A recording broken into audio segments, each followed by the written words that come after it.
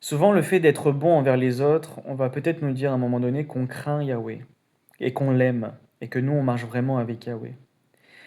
Mais la vérité, c'est que, il y a des personnes qui font preuve de bonté autour d'elles, des personnes qui font preuve d'amour autour d'elles, mais qui ne craignent pas Yahweh. Il faut comprendre que dans la vie de disciple, ce n'est pas qu'une histoire d'aimer son prochain, c'est une histoire d'aimer Yahweh. Et c'est d'ailleurs en aimant Yahweh que découlera la bonne façon d'aimer son prochain. Parce qu'il y a plusieurs façons d'aimer. Mais la bonne façon d'aimer son prochain découlera d'une relation intime et d'amour avec Yahweh. Et cette relation d'amour passe par l'obéissance, tout simplement.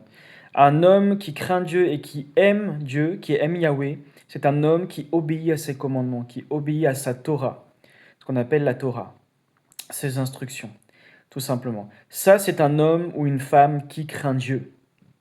Et bien sûr, ça passe aussi par le fait d'être bon envers les autres, mais Yahweh nous montre exactement comment manifester la bonté envers les autres, comment aimer son prochain, et il nous montre aussi comment l'aimer lui-même, tout simplement.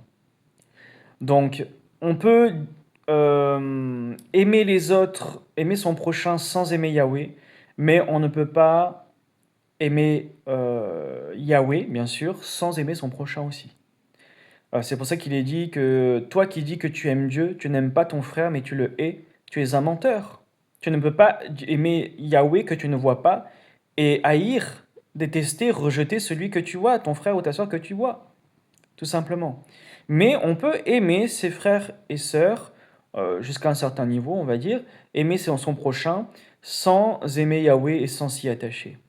On doit revenir à la crainte de Dieu, à la crainte de Yahweh. Il y a un réveil qui s'opère, pas comme on l'a annoncé pendant longtemps, mais il y a un véritable réveil qui s'opère, il y a beaucoup de repentance qui s'opère chaque jour.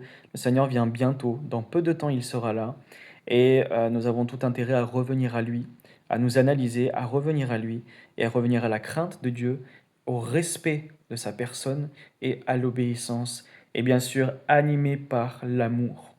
Si nous l'aimons vraiment, nous obéirons à ses commandements. Shalom!